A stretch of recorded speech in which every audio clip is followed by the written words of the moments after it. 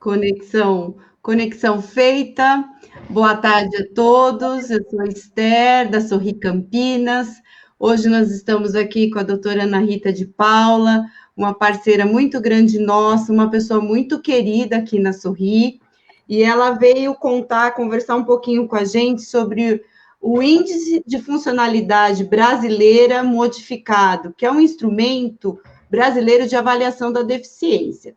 Antes da Ana Rita, né, eu já introduzi, mas antes de eu chamar a Ana Rita, eu queria que a Adriana se apresentasse. A gente também conta com a Patrícia, nossa intérprete de Libras muito querida, e com a própria Ana Rita.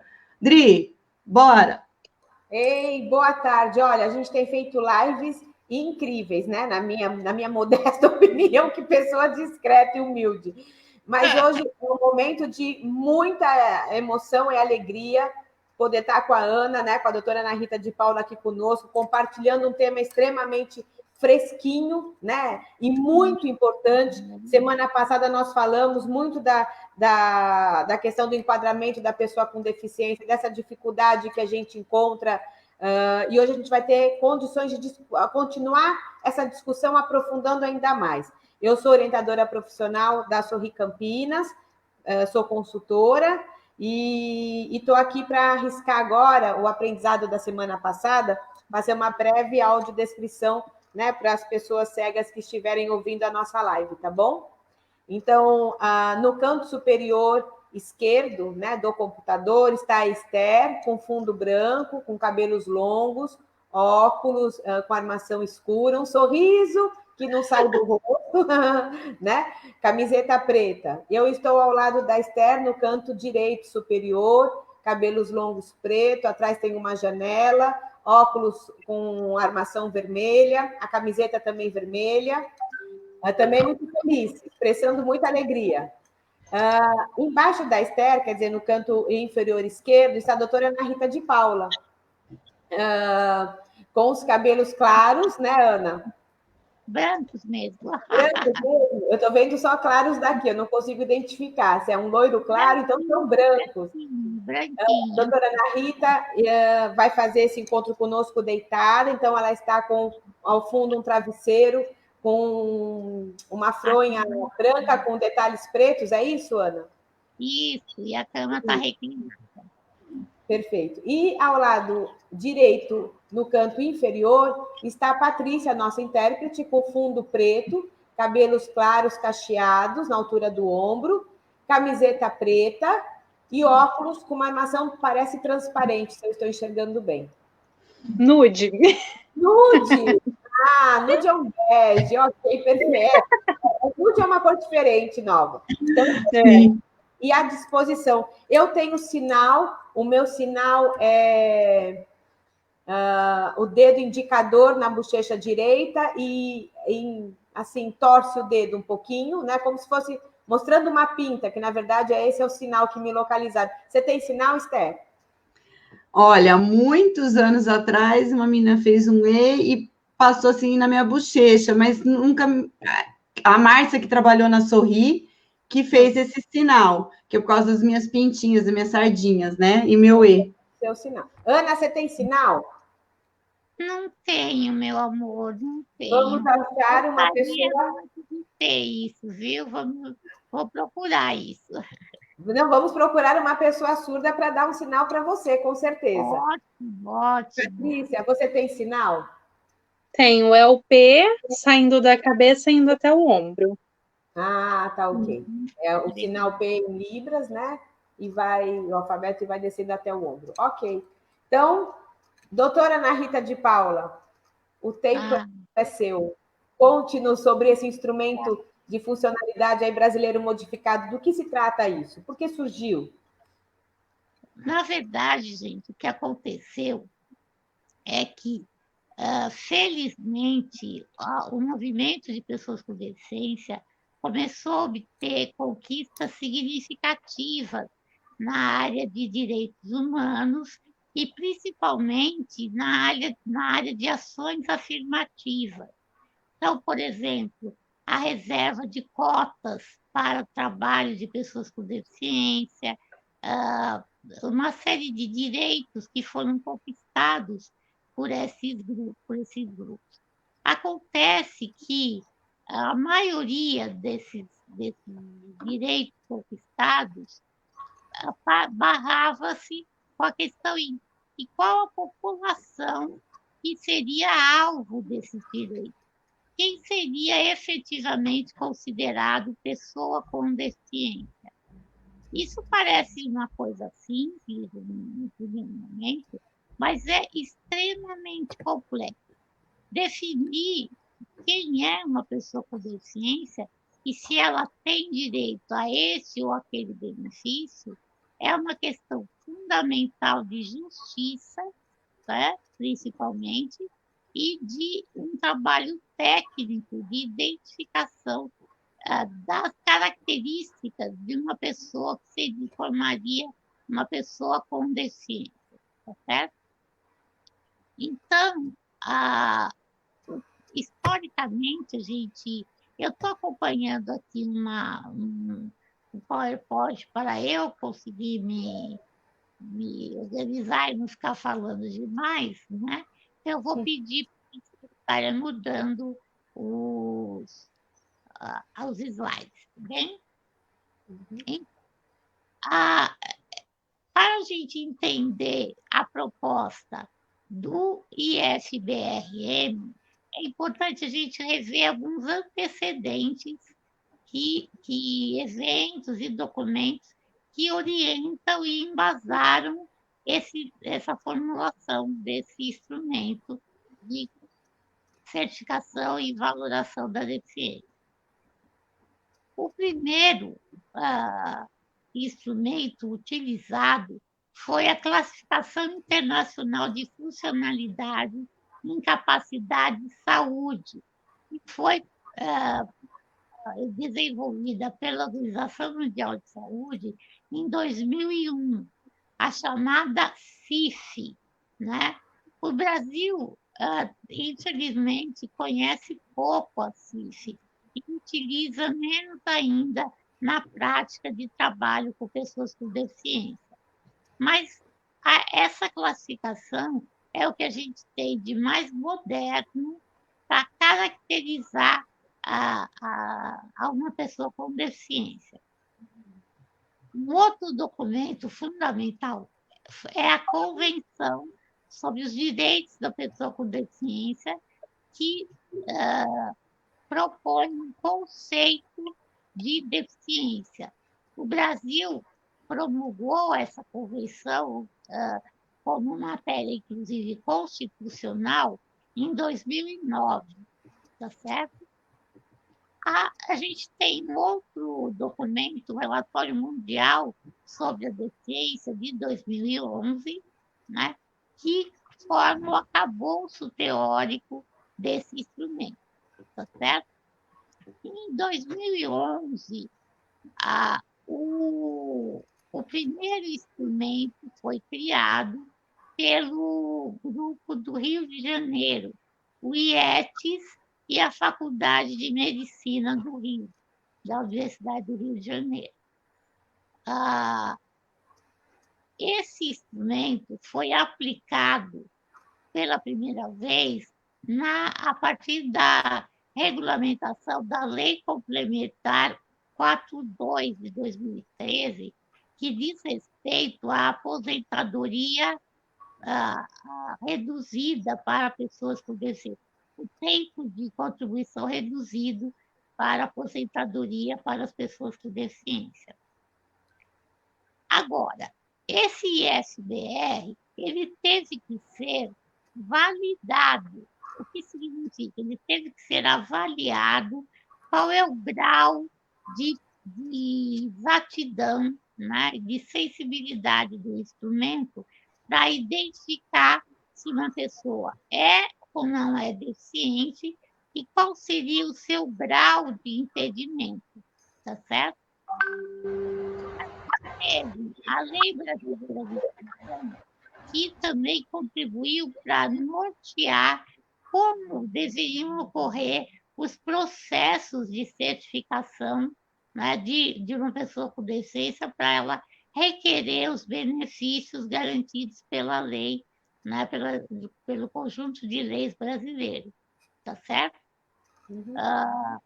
Bom, só um minutinho, gente, que eu vou tomar um golinho de água, tá? Tá. Eu falo já falo há muitos anos, mas sempre fica um pouquinho a boca seca de tensão. Daqui a pouco eu vi. Ana.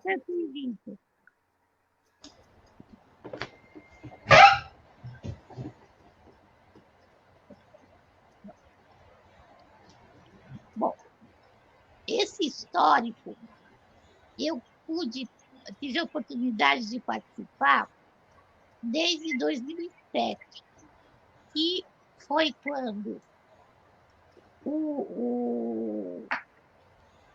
a Presidência da República formou um grupo de trabalho para criar um modelo de avaliação. E esse grupo de trabalho decidiu pela elaboração de um documento único, de um instrumento único de abrangência nacional para todos os benefícios e políticas públicas na área da pessoa com deficiência. Aí vocês podem ver a importância desse instrumento, porque tudo que diz respeito a garantias de direitos e benefícios precisam ser referenciados por esse instrumento que vai dizer se aquela pessoa que está pleiteando aquele benefício é considerada deficiente ou não e qual o grau de deficiência. Então, para ter uma ideia, a gente tem mais de 28 políticas no Brasil, só no âmbito federal, né, que deverão utilizar esse instrumento. Né? Bem, esse grupo propôs a criação desse instrumento único e, no transcorrer de todo o processo, o IETS, o Instituto de Estudos sobre Trabalho e Sociedade do Rio de Janeiro, é que desenvolveu, junto com a Universidade do Rio, o primeiro instrumento chamado de IFBR, Funcionalidade Brasileira. Por que funcionalidade? Eu vou chegar aí no momento preciso. O que acontece é que, quando esse instrumento passa a ser usado para a lei da aposentadoria especial, né, ele foi validado para todas as pessoas que estavam pleiteando esse benefício. Então, foi a primeira avaliação e esse instrumento sofreu algumas modificações. Então, essa primeira versão chama IFBR-A. E IFBR, primeira versão A. Depois, o que aconteceu é que houveram uma série de críticas a esse processo de validação, com razão, porque as pessoas que pleiteavam a aposentadoria, logicamente, estavam dentro do mercado de trabalho, né? E já havia um viés, né, muito forte de quem seriam as pessoas que estavam sendo base para avaliar, né, esse instrumento, tá certo? Para validar esse instrumento. Então, por exemplo, a gente não sabia nada sobre criança, porque a idade era maior de idade, né? Idosos e adultos, idosos, eles inclusive já perdiam a aposentadoria, né? Pessoas com deficiência motora, visual, auditiva e um número ínfimo de pessoas com deficiência intelectual. Ninguém com transtorno mental, né?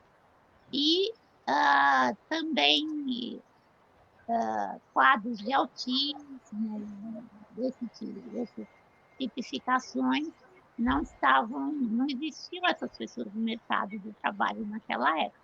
E ainda hoje o número é muito pequeno.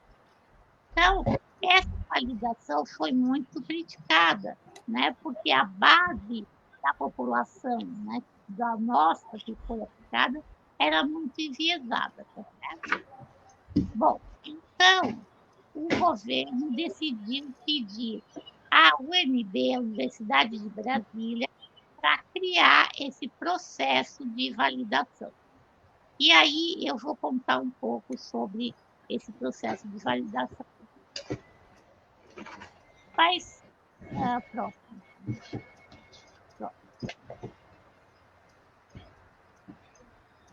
E,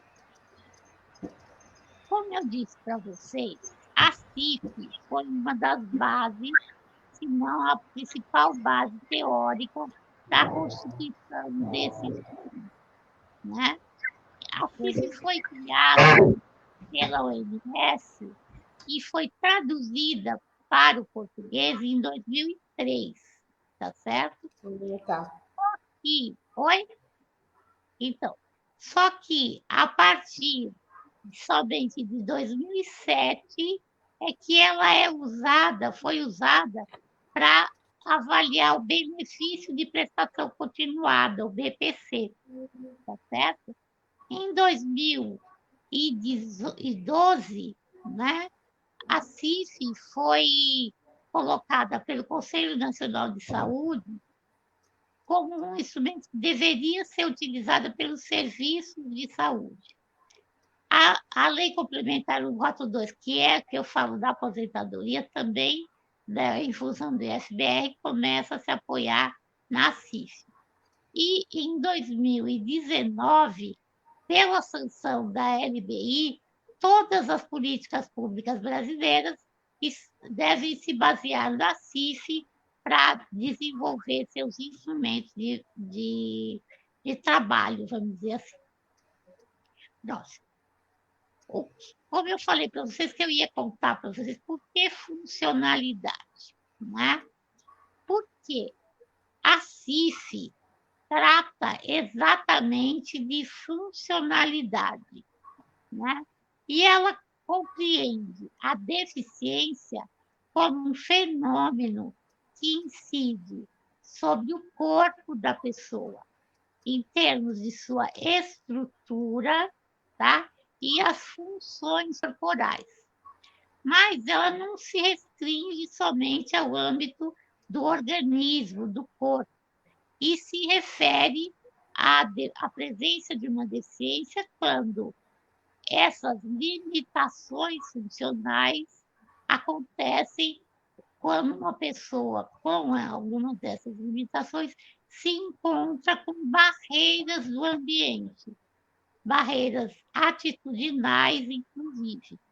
Então, a deficiência seria fruto do encontro, né, do confronto de uma pessoa que tem uma marca corporal, né, uma limitação funcional, diante de uma barreira do ambiente, tá certo? Da sua história de vida, inclusive. Então, esse é o conceito de deficiência que a LBI, a Convenção, o Relatório Mundial adotam, né? E é o que a política brasileira define como conceito brasileiro de deficiência, né? A gente utiliza esse conceito embasado na CIF e está expresso na LBI. Próximo. Resumindo, então, a deficiência, o conceito da deficiência vem da presença de um impedimento, ou seja, uma lesão corporal de longo prazo, em termos físicos, mentais, intelectuais ou sensoriais, diante de barreiras atitudinais e ambientais, tá certo? Uhum. Agora, eu vou ler para vocês a definição de pessoa com deficiência da LBI, que é a mesma da Convenção, tá? Considera-se pessoa com deficiência aquela que tem impedimento de longo prazo, de natureza física, mental, intelectual ou sensorial, o qual, em interação com uma ou mais barreiras, pode obstruir sua participação plena e efetiva na sociedade, em igualdade de condições com as demais pessoas. Isso é muito importante estar claro para todos nós, porque deficiência para o ISBR não é lesão, certo? Deficiência é uma questão da diminuição das condições de participação social, tá certo? Próximo. Bom, como eu disse para vocês, existem mais de 28 políticas, benefícios e isenções só no âmbito federal que deverão utilizar esse instrumento. Tá? Alguns exemplos que eu posso dar aqui para vocês são as cotas no ensino superior e técnico, são as cotas do mercado de trabalho, a questão da habitação acessível, o auxílio inclusão, as residências inclusivas, todas essas políticas vão se nortear pelo ISBRE. Próximo. Então, a LBI também determina como deve ser essa avaliação da deficiência, tá certo? Ela diz que o Brasil deveria desenvolver um instrumento para isso, e o fez, tá? Com base na CIF, e assim foi feito, mas com um enfoque biopsicossocial, multiprofissional e interdisciplinar. O que significa que não é mais exclusivo do médico, né, a incumbência de atestar se uma pessoa é ou não deficiente, qual o seu grau, tá?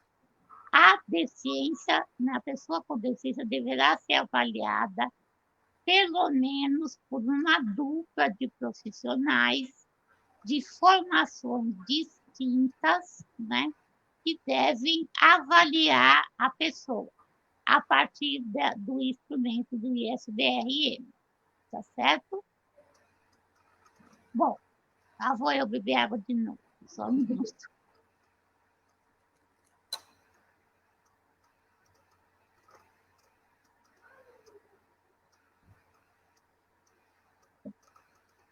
Tá ficando claro? As minhas amigas ali. Tá claríssimo, Ana. Uma linda aula para variar, muito importante. Muito obrigada. Eu quero ver se eu consigo sintetizar para a gente falar mais, conversar mais. Bom, na verdade, gente, a gente imagina que nós teríamos 2.100.000 avaliações anuais, né, pelo instrumento, e aproximadamente 190.000 avaliações mensais no Brasil. Tá certo? Então, a gente vai, nesse momento, a gente está diante de um desafio muito grande, que é construir um sistema unificado, né, de abrangência nacional, para certificar e valorar a deficiência. Eu vou usar um símbolo, mas não é exatamente assim. É como se cada pessoa com deficiência fosse receber um certificado, uma carteirinha, mas não é, ninguém vai sair com carteirinha, não é isso. Mas o governo passa a reconhecer aquela pessoa como um cidadão brasileiro que possui uma deficiência e tem direito a esse conjunto de benefícios, de acordo, é óbvio, com cada critério específico de cada benefício. tá certo? Então, o IFBE, né, pelo processo de sua constituição, ele passou por uma discussão deixa eu lá colocar, processo de validação de um instrumento, ele passa por etapas. A primeira etapa diz respeito a avaliar se as perguntas e os tópicos daquele instrumento têm significado claro, né, em todo o território brasileiro. Se qualquer pessoa compreende aquelas questões da mesma forma, tá certo? Uhum. Então, essa é a primeira fase. A segunda fase é se aquelas perguntas, né, são suficientes para avaliar se aquela pessoa tem ou não deficiência. E, por último, é a avaliação estatística do instrumento. Então, ele tem que ser aplicado num grande número de pessoas e ser comparado, a gente chama de instrumento ouro, né? Que seria um instrumento já tradicional que comprovadamente é eficiente na avaliação daquilo que a gente quer medir. Acontece, gente, que nós não temos nenhum instrumento que possa ser considerado ouro na avaliação de uma deficiência. Então, a UNB, né, criou uma série de critérios, tá? Onde, por exemplo, nós colocamos esse instrumento para ser aplicado no Brasil todo, tá certo? Em várias faixas etárias, desde bebês até idosos, tá certo? E com vários tipos, quadros de deficiência, ou melhor, quadros de impedimentos, tá certo? Acho que ficou claro que impedimento seria as lesões, as disfunções, tá? Então, a gente não fala deficiência física, mas impedimentos físicos, tá? A deficiência física é quando uma pessoa que tem impedimentos físicos se depara com uma barreira, tá certo?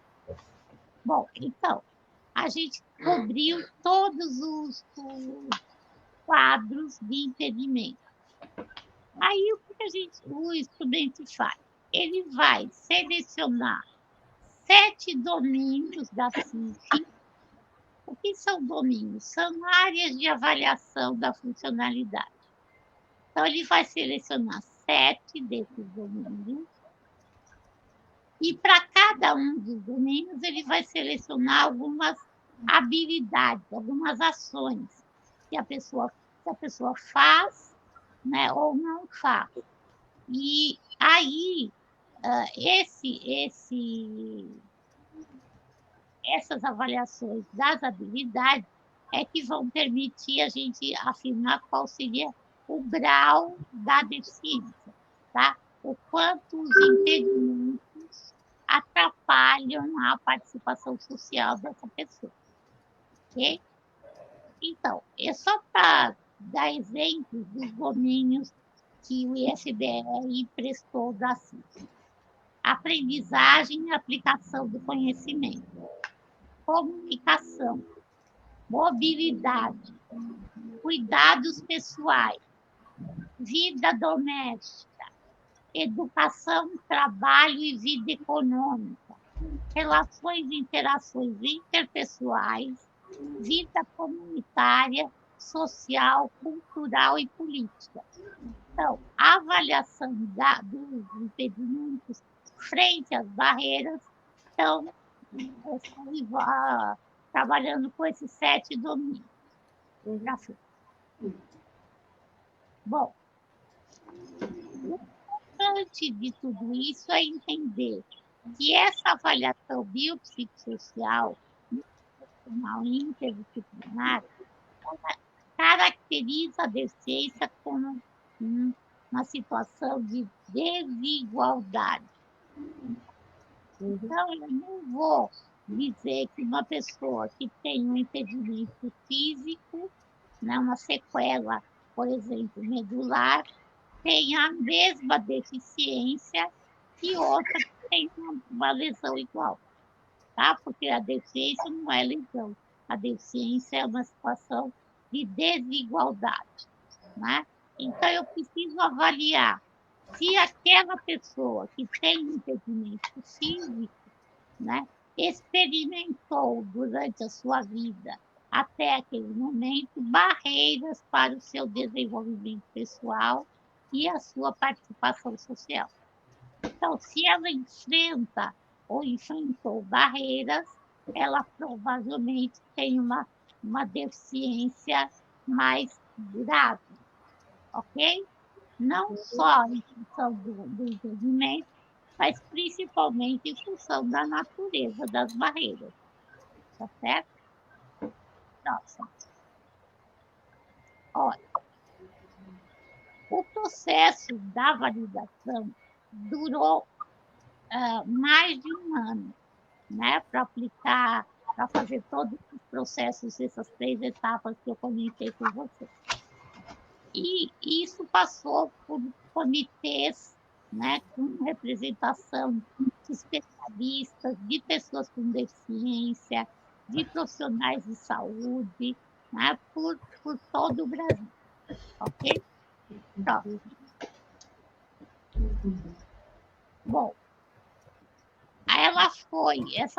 a validação de conteúdo, que é a primeira etapa que eu falei, ela durou de setembro de 2017 a fevereiro de 2018, né? Só a parte de conteúdo. E foram feitas reuniões para essa avaliação de conteúdo com mais de 100 horas de reunião, tá certo? E consulta a especialistas de diversas áreas, tá certo? E aí se produziu essa versão modificada do ISBR, e chamado de ISBR-M, né, que é o que foi validado, a versão que foi validada, tá certo? Vocês encontrarem ISBR-A, ISBR-M, vocês sabem que o que foi validado de uma forma mais completa foi o ISBR-M, a versão M, tá? Próximo. Olha, agora a gente tinha que juntar ao ACIS um instrumento que mensurasse a capacidade, a habilidade do indivíduo em desenvolver aquelas atividades, tá certo? Então, por exemplo,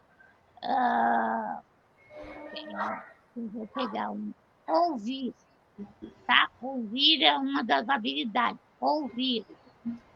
Ok? Ouvir. Ei, vocês entenderam o que eu falei? Uma das habilidades. É o ouvir. Isso. Ouvir.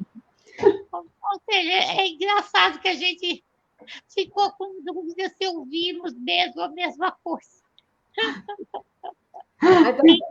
Estamos aqui atentos e anotando tudo. Estamos bem atentos. Tá bom. O problema é o caderninho. A pessoa pode ouvir, né? Sim. Normalmente. Então, se ela ouve normalmente, sem ajuda de nada, a gente dá a pontuação para ela 100, tá certo? Sim. Se ela ouve, mas ela precisa de um apoio tecnológico, a gente dá o peso 75. Se ela compreende as sentenças, mas ela precisa de uma terceira pessoa, aí é 50. E se ela não ouve de forma alguma, né, nem com apoio tecnológico, né, nem com auxílio de terceiro, é 25. tá certo? Essas pontuações, essa forma de pontuar, foi retirada da MIF, que é uma medida de independência funcional anterior à CIF. Como era uma medida simples de mensuração, se uniu a CIF com a MIF, ok? Uhum. E aí, gente, a gente identificava se aquela pessoa não ouvia, por exemplo, só em função da lesão, do impedimento, ou se havia uma barreira ali presente. E o instrumento perguntava se havia uma barreira, qual era essa barreira, tá? Então, a aplicação desse instrumento vai permitir, por exemplo, daqui a um tempo, que a gente saiba quais as principais barreiras existentes no Brasil, inclusive por regiões, cidades, né, grupos de faixa etária, né, vários recortes. Ana, posso só fazer uma pergunta? Nessa medida, por exemplo, caso ela tivesse um apoio tecnológico, um aparelho. É 75. Não, mas ela não tem esse apoio. Por exemplo, aí uma pessoa muito carente tem acesso. Aí eu diria que ela é 25, tá certo?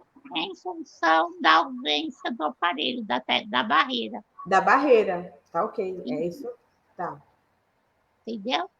Tá. E muitas vezes, bom, tem uma outra coisa, um outro recurso estatístico, que eu confesso para vocês que estudei para caramba, mas até hoje não compreendo, que é o que eles chamam de lógica fuzzy, tá? Que, por essa lógica fuzzy, um fenômeno multideterminado é melhor avaliado por algumas estratégias estatísticas.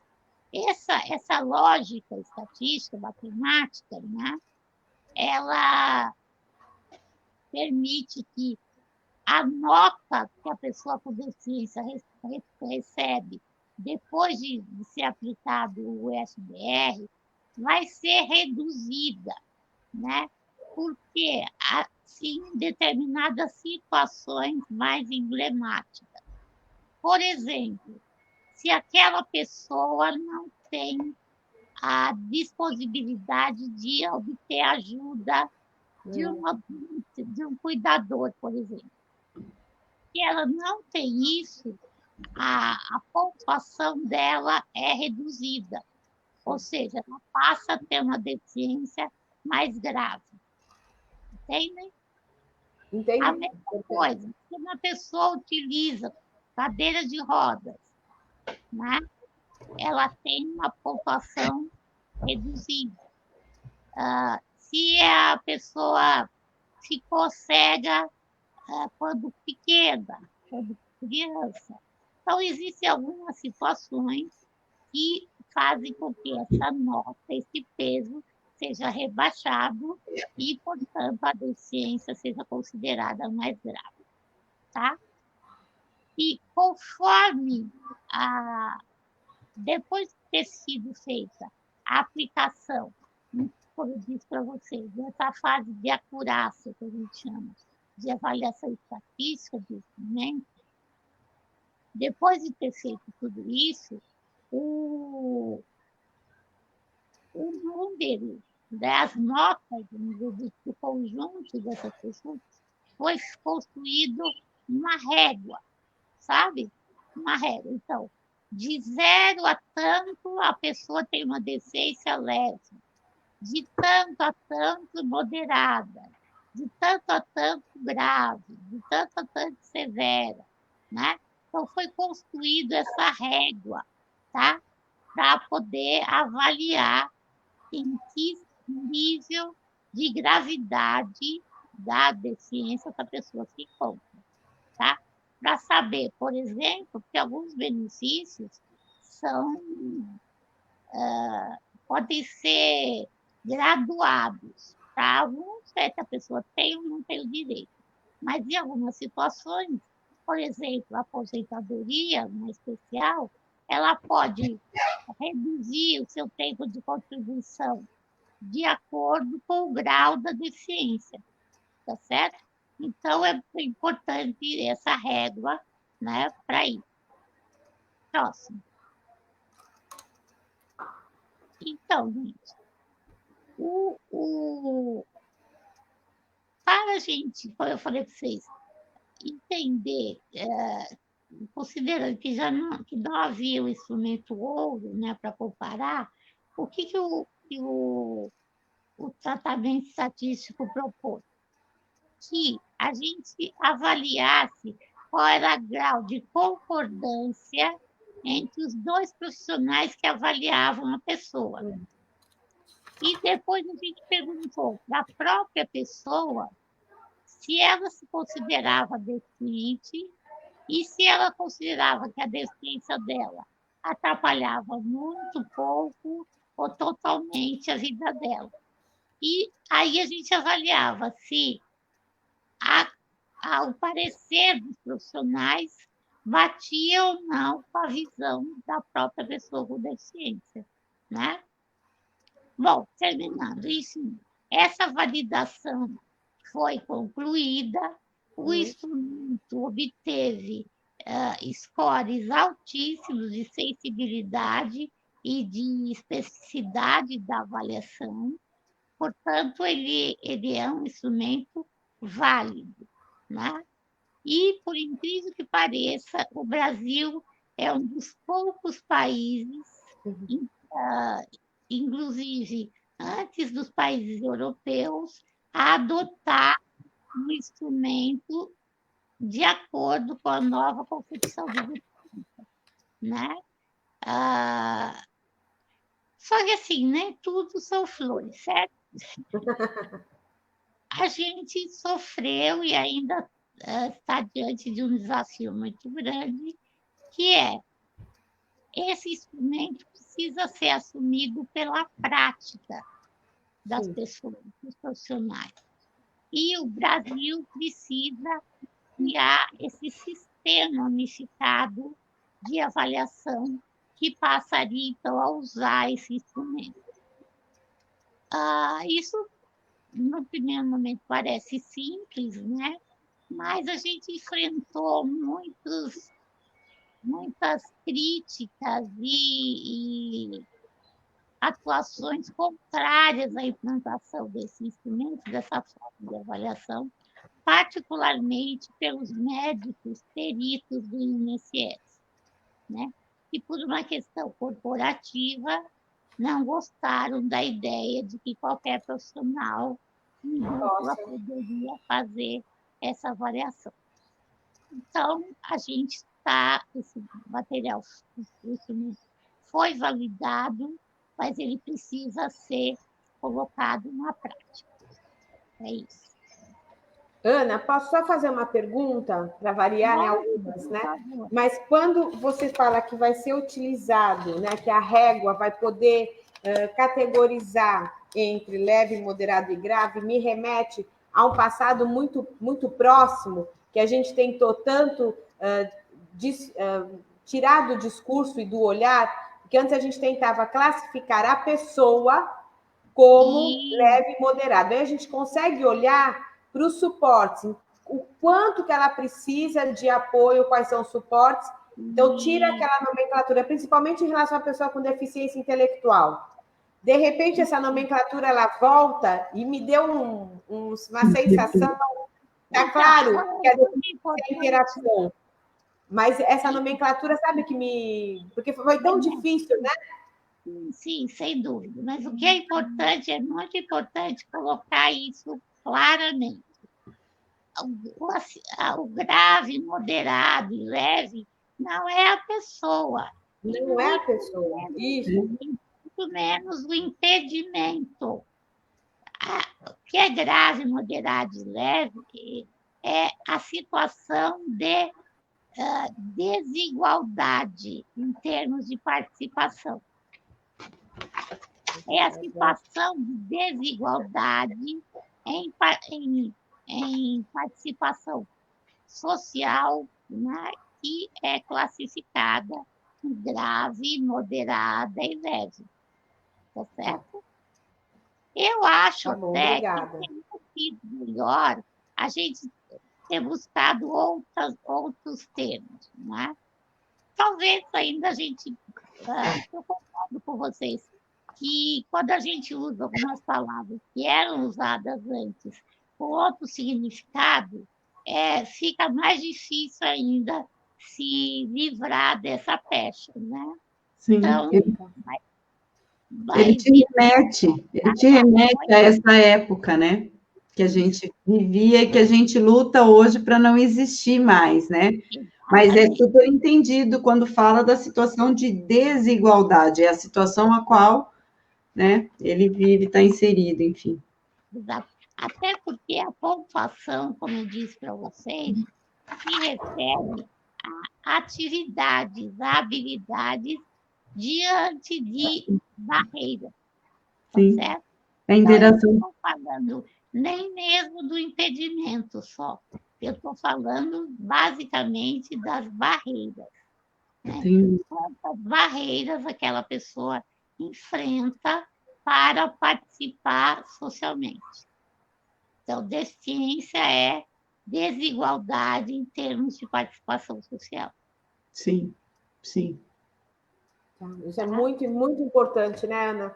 Porque ainda, Sim, sem querer, e também ainda por estar muito presente, esse olhar que a questão está no indivíduo, e não na relação dele com o meio, e não é do indivíduo, é do impedimento físico. Você reforça isso o tempo inteiro, né? É um pedacinho, né, do ser, e que é esse impedimento, na relação com as barreiras que caracteriza ou não a deficiência, né? Se existe ou não a deficiência.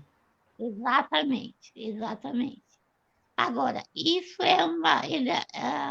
ele lançou desafios, né, desde o primeiro momento, gente, Imagino. porque vocês imaginam que como eu disse, é muito difícil definir deficiência, né?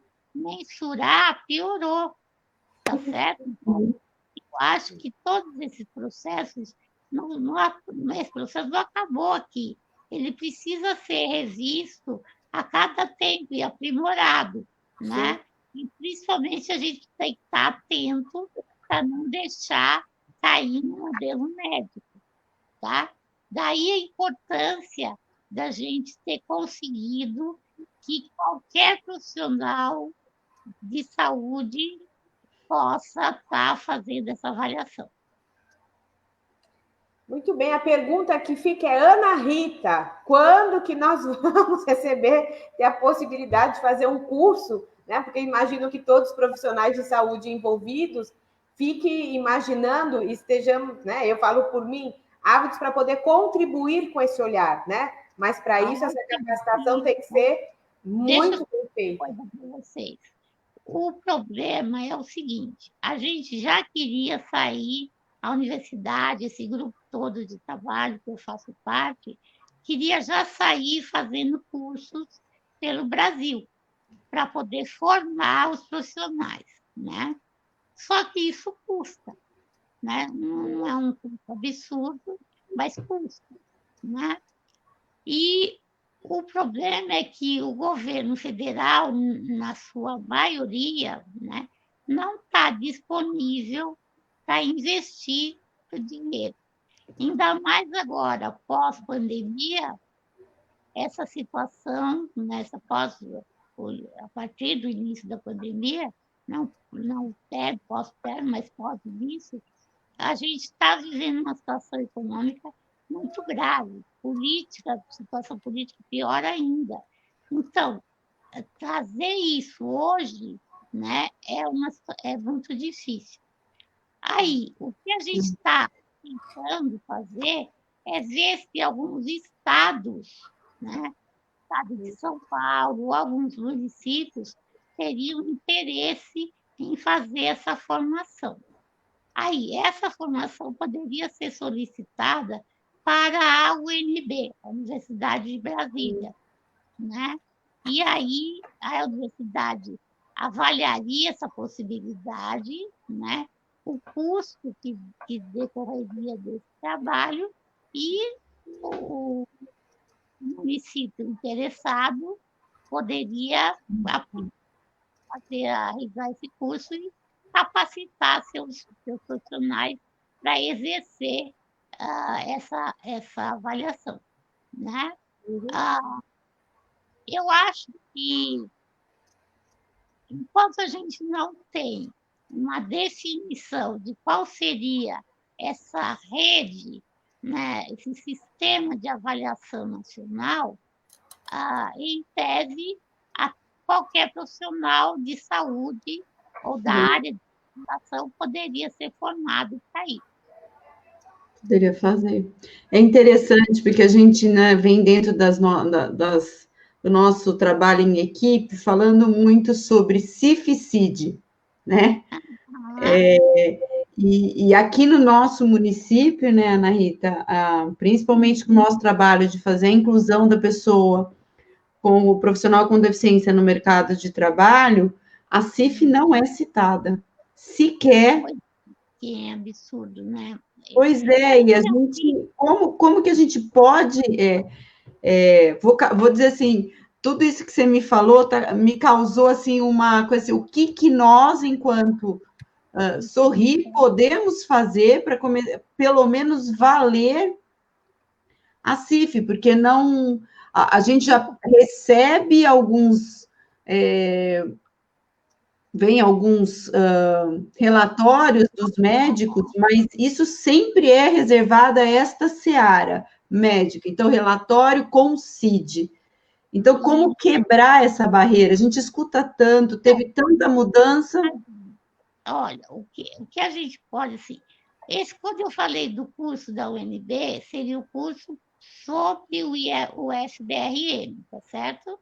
Uhum. Agora, o curso sobre a CIF, uma série de outras pessoas e instituições podem fazer, podem fornecer esse curso. Eu mesma posso fornecer o curso. Já fiz, já estudei muito isso, tenho condições de fazer isso. Agora, isso também é importante entender que para compreender o IFBR é fundamental compreender a CIF. Sim. Porque o IFBR nasce a partir da CIF. Então, sim, a gente tem que, assim, um curso sobre CIF é quase como um pré-requisito para o curso sobre o IFBR. Certo? Entendi. E fazer aí, validar. Fazer validar as empresas, né? Principalmente quando a gente vai, né? A gente discute casos, às vezes muitas vezes a gente vê possibilidades e esbarra na questão médica, né? A gente tem é frustrante, né, Adri? É um modelo que a gente olha que está preso ainda, sabe? Não, mas veja, gente, porque a LBI fez uma coisa fundamental para a gente avançar nessa área, que é quando ela determina que a avaliação tem que ser multiprofissional e interdisciplinar, tá? A validação do ISBRM só vem a consolidar a ideia de que não é o médico o único profissional a avaliar a deficiência. Então, a gente pode usar da força da lei, né, da LBI, e experiência do ISBR, que foi validado nacionalmente. Muito bom, muito bom. Essa história do curso, eu acho que é uma coisa que a gente vai conversar depois, Ana. Muito quieta, gente. Eu não sei como eu estou conseguindo, eu fico, né? A gente quer mais. Quando você falou de carteirinha, né, Ana? Até eu e a Adriana, a gente lançou olhares, porque, por exemplo, aqui em Campinas, a gente recebe, e a gente, na live passada, a doutora Daniela colocou super bem que isso não existe, mas quantas pessoas com deficiência não nos ligam solicitando a carteirinha de deficiente para ele conseguir acessar o mercado. E, assim, aqui em Campinas, há uns anos atrás, houve, sim, de ter um movimento para ter uma carteirinha para a questão da garantia de direitos, né? E que está dentro da Constituição. E aí a gente fala, não, nós não fazemos essa carteirinha, né? E eu não sei se... Na verdade, veja, é o seguinte, não existe uma carteirinha, eu nem gosto muito de usar, eu dei o exemplo, mas só para ter uma ideia. O que a gente deu um passo muito importante com a validação do ISBRM é normatizar como deve ser a certificação oficial que permite que essa pessoa acesse os benefícios. Sim. É óbvio que discussões teóricas sobre o quanto é discriminatório ter essa certificação, né? Mas, do ponto de vista pragmático, eu preciso avaliar se certificar a deficiência e valorar o seu grau para poder acessar os benefícios, né? Porque não tem essa visão de evitar a discriminação desse tipo, na verdade, passa por cima dessas necessidades práticas, né? Então, por exemplo, se alguém tivesse a certificação de que ela é uma pessoa com deficiência, cujo grau de participação é grave, tá certo?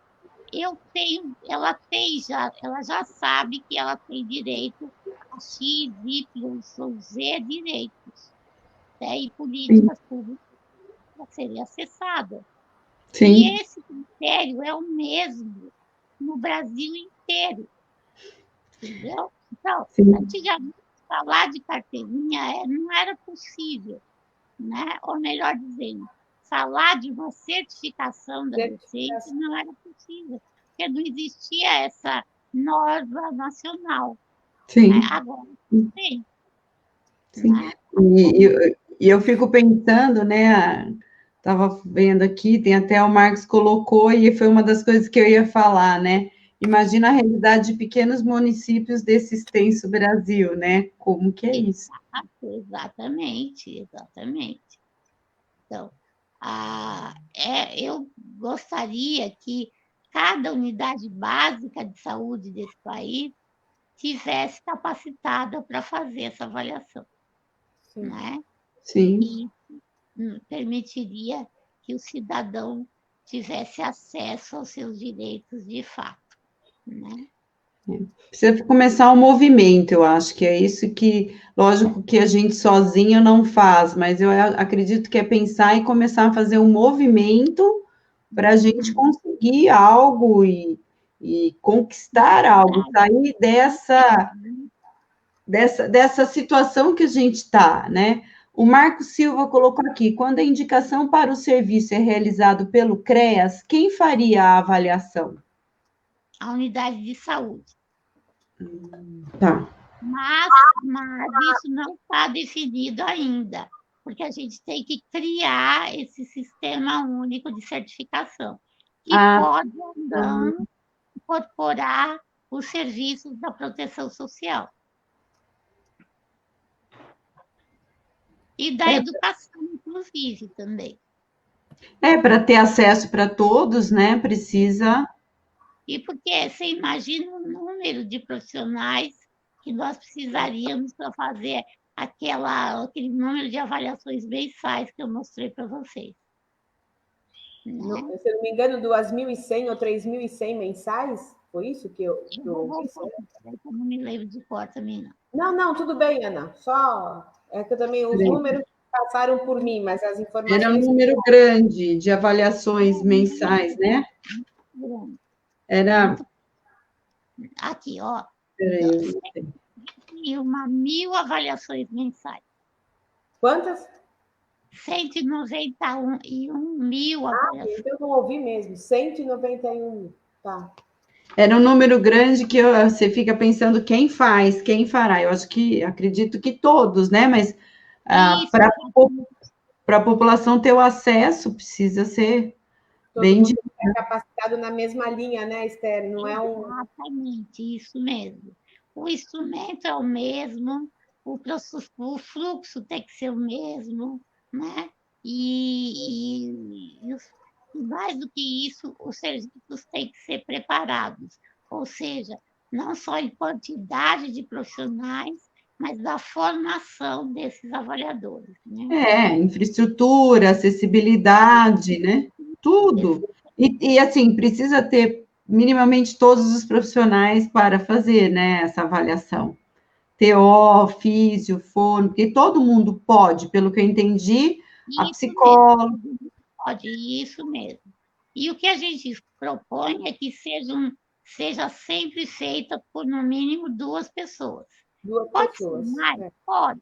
Mas a realidade brasileira também, vocês imaginam do município pequeno, não é possível também fazer uma equipe de 5, porque senão vira a cidade inteira. Né?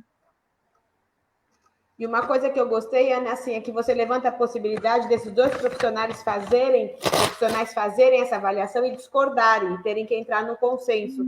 Quer dizer, é uma possibilidade ainda maior, né, de um equilíbrio de informações, de uma percepção mais apurada. Eu fiquei bem instigada, né? Você faz, o outro faz, e às vezes uma coisa muito importante é que nessa proposta, a, a opinião da própria pessoa com deficiência sobre a sua situação é muito valorizada, né? Ela também é determinante. Que bom. E isso é importante, o quanto ela passa a ser respeitada e ser. A gente, às vezes, é ouvida e respeitada no seu desejo, né, Ana? Porque tantas pessoas falam, né? Antigamente eram os técnicos, as famílias, então a gente tem vivido isso dentro, às vezes, da Sorri, quando a gente fala que o desejo é dele e não da família, né? Porque a gente acaba. Esse modelo não está suficientemente divulgado. E muitas vezes o movimento de pessoas com deficiência também não tem muitas informações sobre isso, e aí acaba criticando uma situação que nem conhece direito. Sim, sim, sim. Tem aqui, Esther, o Rômulo Diego Viana, ele disse que sou do CR2 Tucuruvi e fui um dos pesquisadores de campo que foi capacitado pelo pessoal da UNB para aplicar o instrumento em alguns Seja bem-vindo. E alguns dos nossos pacientes. Acredito que o instrumento é um recurso, inclusive, muito positivo para compor o PTS. Ainda ele diz assim, não há o consenso. Na verdade, o próprio sistema, por uma análise destas respostas, gera uma avaliação. Não seria isso? Não entendi a pergunta dele. Ele disse assim, não há um consenso. Na verdade, o próprio sistema, por uma análise dessas respostas, gera uma avaliação. Porque eu disse do consenso, de 2 profissionais chegarem num consenso. Ele está dizendo, veja o que eu estou entendendo, Rômulo, vai ser lançadas as informações no sistema, e o sistema que vai gerar uma avaliação. Isso, exatamente. Legal. Na verdade, o que acontece é assim, o sistema faz essa avaliação, mas ele vai considerar o peso igual do que fala um e fala o outro profissional. E com a lógica FUSE, o sistema mesmo vai reduzir a nota. Entendeu?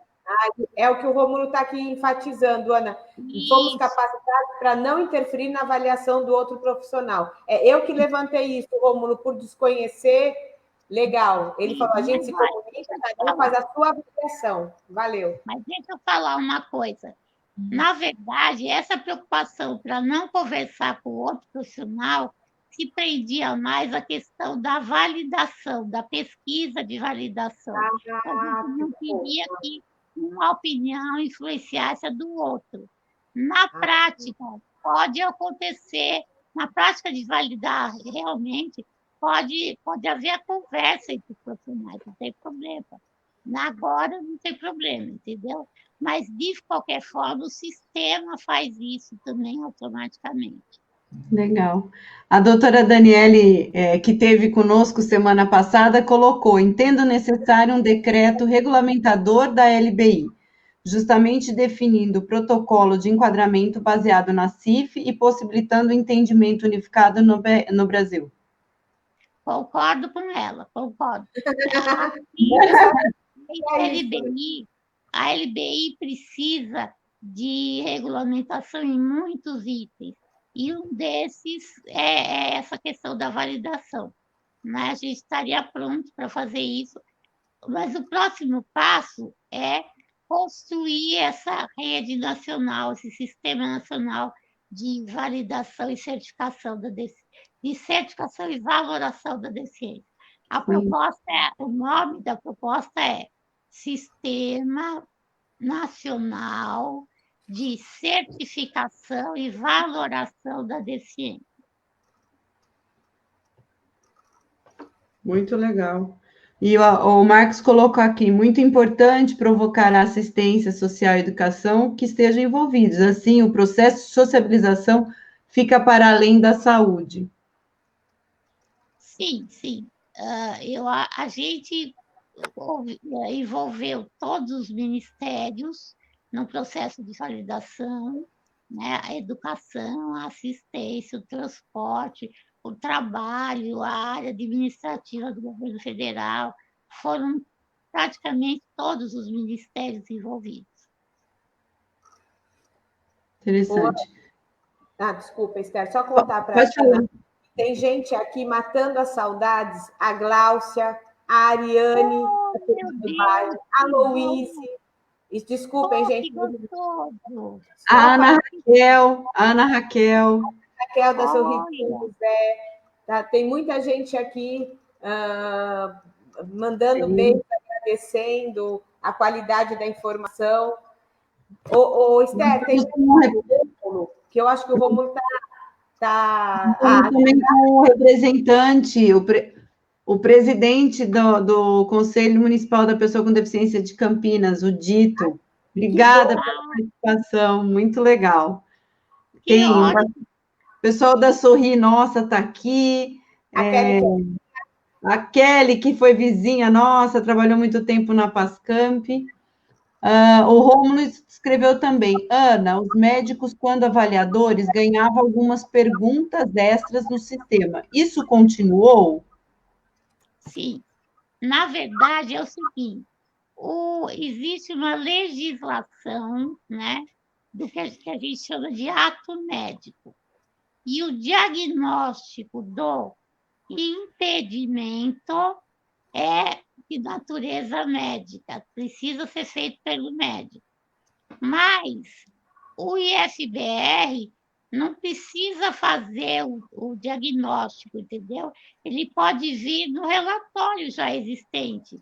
Passou pelo médico em algum momento, né? Para avaliar Vocês entendem que não é a deficiência, é o impedimento que precisa ser avaliado pelo médico, tá? E aí... Quero ver mudar isso, hein, Ana? Isso precisa de uma briga nacional, de todos briga boa. Mas nossa também, nesse olhar, isso você vê como tem marcas que ficam, quando você fala leve, moderado, severo, de repente a gente até chacoalha a cabeça, as ideias às vezes se confundem, né? Você se remete, porque são ideias que foram tão cristalizadas, foram tão difíceis. Com certeza. Eu concordo, sim. Eu acho que não é a melhor, os melhores nomes, não, os termos para mensurar isso, para chamar essa régua. Enfim, do mesmo jeito que eu não gosto muito do termo incapacidade que aparece na tradução da CIF, né? Então, às vezes, os termos não correspondem exatamente ao que a gente quer comunicar, né?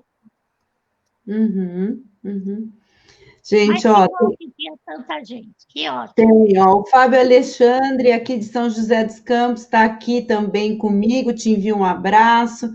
Professores e professoras da IMEF, Sônia Maria de São José dos Campos presente. A Gabriela agradece porque incluir a Libras na live, isso é muito importante. Gente, o tempo voou. Eu nem olhei, agora eu fui olhar, são 3h11 da tarde. Olha, eu acho que nada impede da gente pensar num segundo encontro, como a gente conversou hoje de manhã, né, Adri? Isso. Eu falei, vamos precisar de mais uma vez da Ana conosco. Ô, Ana, só para pensar que tem um intérprete. Desculpe. Fala. Não, tem a intérprete chamada Beth, está te mandando um beijo, então Sim. É especial para você esse, né? Ótimo.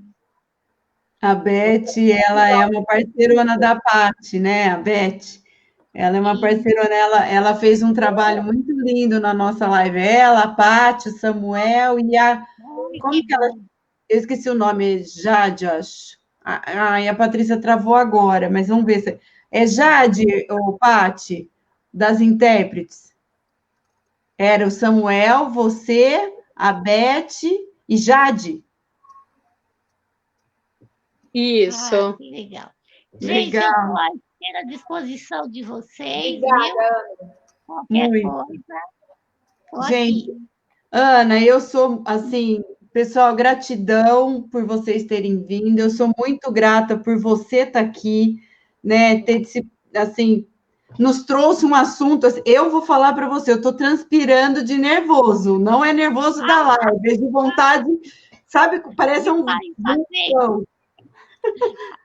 de querer fazer algo, né? Então, assim, eu queria agradecer muito a presença de todos, a presença sua, Ana, Adri, Paty, mais uma vez. Foi incrível esse encontro, essa troca. Eu anotei tudo, quero mais, e se a gente tiver oportunidade, sim, a gente vai trazer mais, porque eu acho que é importante passar por esse processo de reflexão, de troca, e poder levar essa informação para as pessoas, porque, assim, quando a Adriana trouxe, né, a sigla, vocês já ouviram falar de IFBRM? A gente começou, quê? E é uma coisa que está muito mais além do que a gente nunca tinha escutado falar, né? Então, foi para nós, assim, eu, enquanto pessoa, TO, pedagoga, nossa, me trouxe muitas informações e, enquanto gestora, me faz refletir, assim, quais são os rumos que a gente pode começar um processo mesmo, né, de trazer... Eu acho que, assim, divulgar a CIF é um passo fundamental para isso. Perfeito. Tá certo, gente? Obrigada, viu? Gente, pessoal... Para eu poder divulgar esse trabalho que é fundamental e a gente precisa dessa divulgação para conseguir avançar. Sim. Gente, muito obrigada. Adri, você quer dizer algumas palavras? Não? Olha, a Glaucia continua a mandar beijo. Ana Raquel falando que é sempre bom te escutar, Ana. Todos os beijos para você. Conteúdo, você é maravilhosa, qualidade de informação. Agradecendo por todos nós organizarmos essa live, né? O Rômulo mandando de novo obrigado. A Ana realmente é muito valiosa nas políticas destinadas às pessoas com deficiência. Rômulo, não tenho dúvida. Que a gente queira sempre ir além, né? Que a gente tente rever sempre as nossas práticas, que esse é o convite da Sorri Campinas. Nós estamos sempre com muita humildade, com muito respeito, revendo tudo que a gente faz para poder realmente trazer um trabalho com muita qualidade. E obrigada, Ana. Obrigada. Gente, obrigada, Regina, obrigada, Carol, obrigado, pessoal. Todos vocês presentes são muito importantes para nós. Beijo e até a próxima semana. Tchau. Até.